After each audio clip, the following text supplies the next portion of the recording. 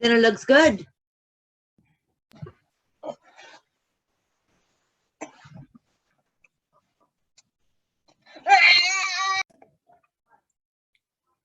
We are recording now. All right, cancer. This is chapter 21, page 372. We won't be able to start management until next week because we only have about 35 minutes, but we can finish chapter 21. I won't discuss how a cancer develops. It's not really testable. Can we look at the book, please? Sorry. Oh, okay. So I said it's not testable how cancer develops, but rather the questions would be, what are risk factors for cancer? Because we need to educate people on how to prevent cancer. We also need to know table 21-1, but 21-1 is explained in the paragraphs beginning here. Okay. I encourage you to read the explanation. I will discuss the table. Okay. So why do we need to know the characteristics between a normal cell, a benign, and a malignant tumor? Alicia, if you were diagnosed with cancer today. Oh, Professor, I just logged back in. Yes, sir. Okay, so if you were diagnosed with cancer today, like this minute, so the doctor came in and told you, Leisha, you have a malignant tumor of the rectum, for instance, okay? Mm-hmm. Would you be receptive to the teaching explanation plan of care today? No, not at all. No. So let's say you put yourself, you're not a mom yet, right? You're single. So let's say you change your life now. You are a mom, you have 3 small kids, you have a loving spouse, and you guys have a mortgage, you're working, your partner's also working. All right, so all these things, and then here it is. You're given a life-changing, a life-altering diagnosis that you have a malignant tumor. So is your mind on the diagnosis? No. Where will you? It's on my family, my kids. All right, exactly. So by the time, will the doctor be hiding in the corner and then saying, is this a good time, you think, for me to come back and talk to the patient? No. No, they'll move on to whatever they need to do because they have a full schedule also. So that leaves the nurse at the bedside because you're aware of the stages of grieving, right? So we start with denial, and then there's anger, there's bargaining, and so on. So we don't know when the patient reaches that stage of grieving. We just know that people move through the grieving stages differently. Okay, so it's unique for each person. So guess who will be at the bedside when they finally reach that acceptance phase?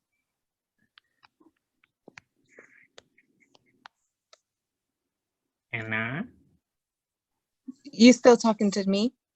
Everybody, actually. Oh, okay. But what was the question again? I had to unmute, sorry. So by the time the patient finally reaches the acceptance stage, The nurse. okay, the nurses are the ones that are there. So chances are they'll ask you, and you can't pass the buck by saying, you just talk to your doctor, okay? You can't do that. So let's discuss table 21.1.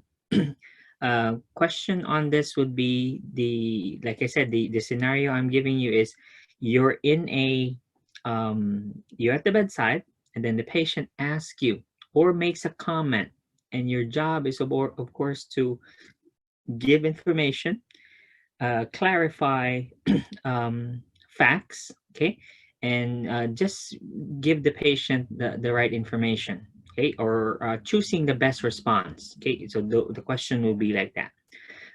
So these are the characteristics. and then we compare from a normal to a benign and then to a malignant cell. As far as cell division, normal cells, either once you're a grown person, okay, so when your organs are all formed, they're not dividing anymore. There's a difference between cell division, meaning you are still growing, right, versus you're simply replacing cells. So we have wear and tear. So there will be cell replacement. As they die, they're replaced. But technically, they're not growing anymore. So they're not really dividing. Um, in a benign cell, a benign tumor cells, not only do they not stop growing, but it's continuous and inappropriate, meaning even though a benign tumor isn't the same as malignant, look at malignant. They're not only continuously growing, but also rapidly. So you can't really say that a benign tumor is better than a malignant cell because it really depends where is it located. So for instance, we put this benign tumor in Mr. Escarda's stomach, okay, in my belly. You think it will cause problems in my belly? The way my belly is right now? No. Probably not, because I have plenty of space, right? So it'll take time before it'll cause me any problems. However, let's put that same benign tumor in my skull now. If you put it in my head, there are only three things you can put in your skull. There's brain, there's blood, and there's cerebrospinal fluid. Those are the only things you can put in there. Is there room for a nail in there, a hammer, or I don't know, a bullet, or um, a tumor? Is there room there? No. No. So that makes the story different now. So it really depends where is that benign tumor located. So it's not always that, oh, that's harmless. So it can be harmful depending on the location. Especially when they start robbing or stealing nutrition and blood supply from normal cells. Yeah, in that sense, yeah, they start causing trouble. But otherwise, if they're in a growing on a non-vital organ, for instance, it's not really going to cause much harm. Malignant cells, however, because they not only continuously grow, but also at a rapid pace, they can cause problems. But they don't stop there, though. So let's move to the next characteristic, which is the appearance. Normal cells or benign tumor cells resemble normal cells, meaning they have a specific shape. So they look almost exactly like a normal cell. The difference is they continuously divide, meaning they grow bigger. Malignant cell, they have no specific shape. So therefore, can you predict what they're going to do? No. No, very unpredictable. Because of their ratio, meaning all normal cells should have a smaller nucleus. So nucleus is like the brain of the cell, right? So the nucleus should be smaller compared to the rest of the cytoplasm. Not so in malignant cells. They have a larger brain or a larger nucleus, so therefore are they more aggressively dividing and moving? The answer is yes. Differentiated functions. Differentiated meaning the cell has a specific function. Okay, so let's say breast tissue does this. Okay, so there are glands inside your breast tissue that make milk. In the same way, in your kidneys, there are different cells there. Some parts of the kidney are called nephrons. They filter your blood and then they make urine. Okay, so we have differentiated functions throughout the body. Same thing with benign tumor cells, because they have the same shape as normal cells. They have the same nuclear to cytoplasmic ratio. They have differentiated functions too. However, malignant cells do not have, or if they do have differentiation, very little. Okay, So do they perform any physiologic function at all? Not if they are undifferentiated. Adherence. So we know that GI cells stay in the abdomen. We know that the brain cells stay in the brain, and so on. So they are tightly adhered wherever they are formed. Not so in malignant cells. Benign tumor cells, the same as normal cells. They're tight, that's why they don't migrate, because they are stuck to wherever they are formed. Malignant cells, though, because they're loosely adhered, can they break off and even travel? Yes. Yes, so that's why on the next characters that it says migratory, because normal and benign tumors are tightly adhered, so therefore they cannot migrate. Not so in malignant cells, because they're loosely adhered. They can break off, ride the highway, which is in this case the blood vessels. It could be the arterial system, venous, or the lymphatic system. So they can ride any of these highways and they can go migrate somewhere else. And because they can do that, they now can grow and even invade other organs. Growth, of course, normal cells, well regulated. In benign, because they're continuously dividing, so they can expand. And that's pretty much the most important parts of table 21-1. Again, the explanations are here, beginning from the nuclear cytoplasmic ratio here. This is just an explanation if you need it. Okay. Any questions so far?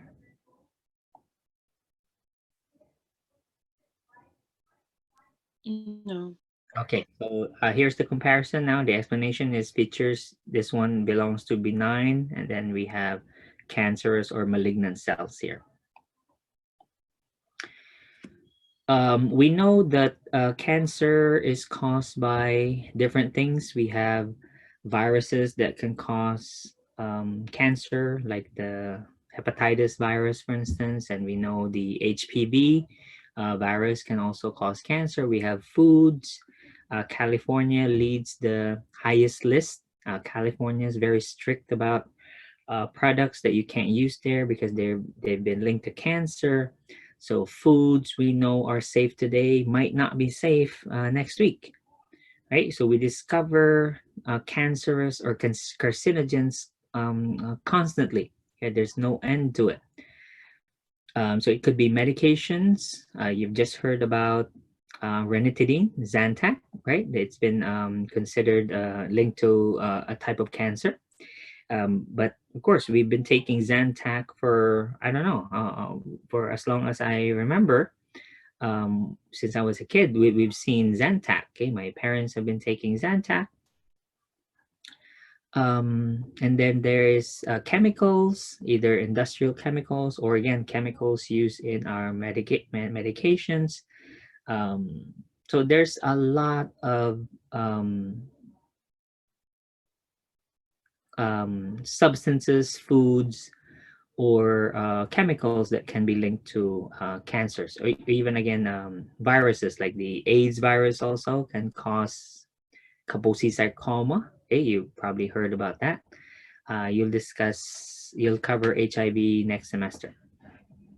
So there's such a thing as a primary and a secondary tumor. As defined here, the original tumor, the first one that develops, is called the primary tumor. So it's usually identified by the tissue from which arose. So let's say it's from breast tissue. So that's, of course, the primary tumor is the breast cancer. However, if it's malignant and you just saw the characteristic there that it's loosely adhered, so they can break off and migrate and even invade other tissues. So let's say if it grows or metastasizes, spreads to another organ, rides the lymphatic system. So from the breast, it goes via the lymph nodes and then reaches the liver, the lungs, or the brain, for instance. how many cancers do you have, Miss Limas? So you originally had breast cancer, right? And then now, because it's a malignant type, has now spread to the liver, the lungs, and the brain. How many cancers do you have? So that's 4. Again, the primary tumor was a breast. Uh-huh. Okay, so you had breast cancer. And then that same cancer now metastasized, traveled via the lymphatic system, reached your lungs, and now your brain. You have tumors now growing not only in the breast, but the liver, the lungs, and the brain. How many cancers do you have? In total, then it would be the 3 additional ones, or it's just 1 in total? You have one cancer. It's Okay. just one because Right, it's just just spreading one. around the body. Okay. Exactly. So we when you go to treatment or diagnosis first, so whenever we find a tumor somewhere, and under the the test they do is they'll put it under the microscope, send it for cytology, and see, well, what is this thing? Okay, what is it made of? So if we discover that this thing is made of breast tissue, and we see that, oh, it's based on the shape. Remember that it's anaplastic, undifferentiated. We discover, oh, this is a malignant type. So most likely it has the capacity to spread. So the next thing the doctor will order is find other potential tumors which may have grown. So that's when you get a PET scan. So PET scan is a whole body scan looking for tumors. And if they find them, of course, they'll have to get samples from each of those tumors and find out, are they primary tumors or are they secondary tumors? Does that make sense? If it's a primary tumor, that is the original tumor, meaning if that same primary tumor is found in other parts of the body, so let's say in Leslie's case, if she had a tumor in her breast and a tumor in her liver, the lungs, and the brain, we took biopsies of all the tumors. If they all show the same tissue, which is breast tissue, how many cancers does she have again? 1. 1. So the primary tumor is what? Breast. It was breast because we found breast tissue in all of those tumors.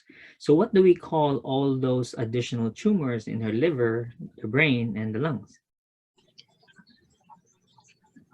They're all called the metastatic or secondary tumors. Does that make sense? Yes. Okay.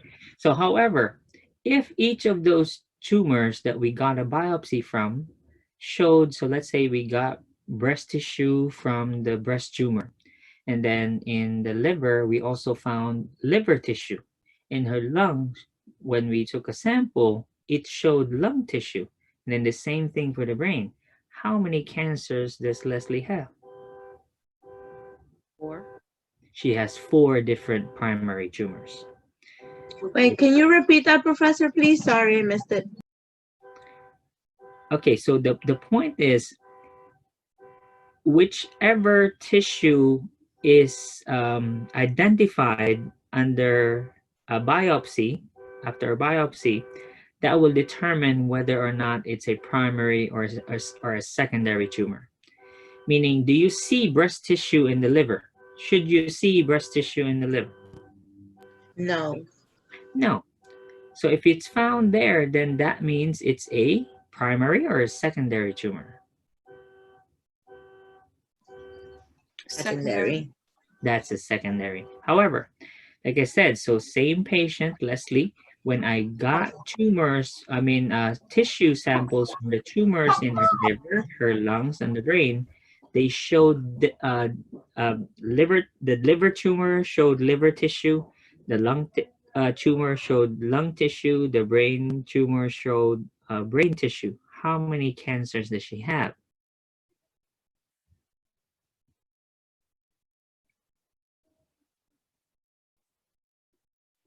Hello?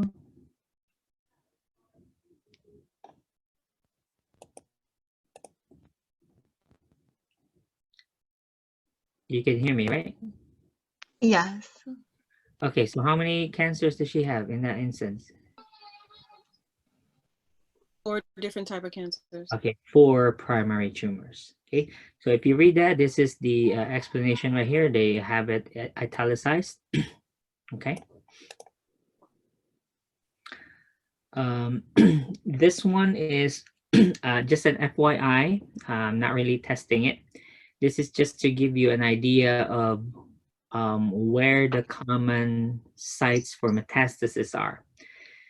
Usually it's because it's either adjacent, meaning right next to the tumor. So let's say breast and lung are close together, but the rest, let's say the liver now and the brain, that just means there's that is now using a different pathway in order to reach it. Most likely that's the lymphatic system. Okay, how that cancer ended up in those organs. Okay, and then same thing for lung, colorectal cancer, prostate, melanoma, and brain cancer. This one, I just have one question on the exam, maybe 2. It's based on the suffix and the prefixes, okay, for by which the tumor is named. As you can see, most omas are benign except melanoma. Melanoma is an oma, so but it is malignant. Okay, and the rest, all suffixes ending in carcinoma, sarcoma, or blastomas, those are malignant. Okay, so a question could go, so let's say Brittany says, oh my God, I'm so glad. And she was diagnosed with osteosarcoma. Then she says, oh my God, I'm so glad it's osteosarcoma. I thought I was gonna die. Okay, I'm so glad this thing's benign. What is the which of the following will be the nurse's best response? Okay. Educate the patient on benign tumors from It would be non-benign the tumors. no response in a statement. So let's say A would say, maybe the nurse will say, that's what you think. Or B, do you have life insurance? Or C, are you all right? Or D, whatever. Okay. So choose the best response. This is an FYI. Yes. Somebody's like rattling in the mic, please. I Mute. thought actually that was a DJ, you know, doing the scratching the. It muffled your every time you said something. Oh, or maybe it's me. Professor, going back to the chart, you said the only benign tumor with the ending that sounds like it's malignant is which one? Melanoma. And I mean, there is no benign form of melanoma. Okay. It's yeah, it's malignant. Thank you. This is an FYI chart, but it's interesting to know. Look at this, male, female. This first 2 columns here represents new cases. Okay, so prostate, lung, and colorectal obviously are the top 3 most frequently occurring cancers, and these are the numbers. By the way, this is 2014. The American Cancer Society, the website is cancer.org. It publishes this information every April of every year. So if we see 2014, that means this was published in 2015, April, which makes sense. Your book is copyright 2015, so that's why it has the 2014 data. But the latest one, it should be coming out soon. So the 2019 should be published anytime over the next few weeks on the cancer.org website. And the next two columns here are mortality, estimated deaths. So what can you say? The two most highest cases are lung and prostate for males, and then female breast and lung. But look at what they're dying from. Do they die from the breast and prostate? Yes, they do, but it's way down here on the third, right? And then breast is second here, meaning although lung cancer's incidence is lowering. However, this is 2014, so we don't know how vaping has changed this. Maybe right. I don't want to speculate, but it's possible that although we've made strides here, we've dropped lung and bronchial cancer down to number 2, but look at the deaths here. It's still the number 1 killer, meaning are we really successful in treating lung cancer? No.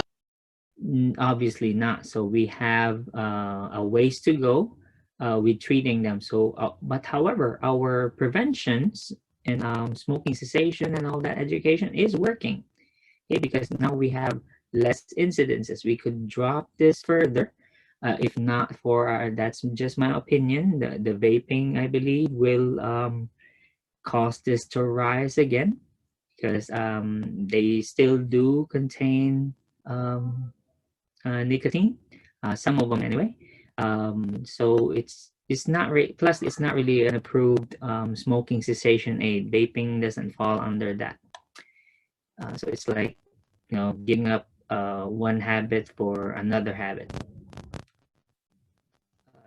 Tumor grading will only do the staging, TNM.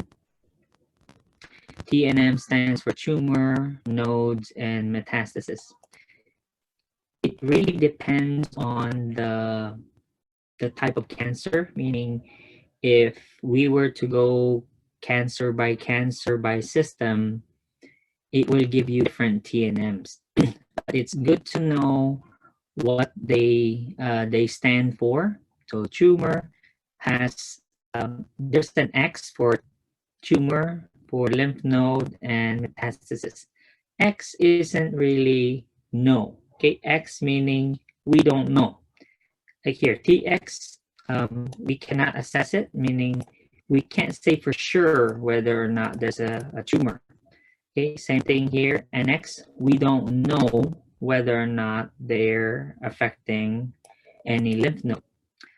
The problem with lymph nodes is once they're affected, then that means they can spread more easily via the lymphatic system now. And then MX, again, this is not necessarily good news because it just says we don't know. We can't determine whether or not there is spread. 0 is good because 0, we have evidence that there is no tumor. We have evidence that there is no lymph node affected, and we have evidence that there is no spread. And IS is only attributed to the tumor, meaning the tumor is in situ, meaning it has no capability of spreading. There is no IS in N or in metastasis. It's only pertaining to the tumor. The size will determine whether it's T1, T4. Now, this part here, they have certain criteria, which is not explained in chapter 21. And this is really specific to the type of cancer we are talking about. So they have certain criteria. So let's say in a brain tumor, for instance, they have certain sizes that fall under, depend how many centimeters is it, and it will tell you whether it's T1, T2, T3, or T4. For lymph nodes, then that really pertains to the number. So however many lymph nodes are involved, then that would be the number attached to N. Same thing with metastasis. So depending on number of organs that it has spread to, then this will also increase in number. So if you remember the table earlier, the common sites of metastasis, I think lung cancer had up to 5 different sites of metastasis. So you can have M5 or maybe even M6. We're almost done for today anyway. You know what? We can end right here because I don't want to stop the train of thought when we start with oncogenes, and we'll talk about tumor markers for diagnostic purposes. So we'll continue these next week. Any questions before we go? No. I don't know. All right, and I've already adjusted the scores on the quiz. I did it during the break, so I didn't take any points away from those who already got the scores based on the wrong key, but I did add points to those who did not pick that option on number 10. Thank you. The one that says, the new onset stroke patient. Yes, somebody had a question. Yeah, as far as the final being on the 21st, do you have an idea of what will happen realistically? Oh, with between med Yeah, the surge 2 and exams. farm. Yes. Oh yeah, I've already emailed Dr. Atik. I'm just waiting for him to respond. Okay. You want to tell us what you're requesting? What was that? Like, are you gonna like possibly move the date, or you're requesting for him to move the date? No, I'm not moving. He's gonna have to. No, not really. Let's talk about it now. But Okay. you know me, I'll just give him the puppy eye look. I'll do. No, I'm gonna tell him Zoom don't with fall Dr. for it. Atik, and then I'll do this. You can resist, right? Okay, Professor. All right, anything else? Professor Carter, this is Sakara. My grade wasn't changed yet. I'll take a look at it. Thank you. Okay. Anyone All else? right. Stay well, Professor. All right. Wash your hands frequently. Wipe from back to front.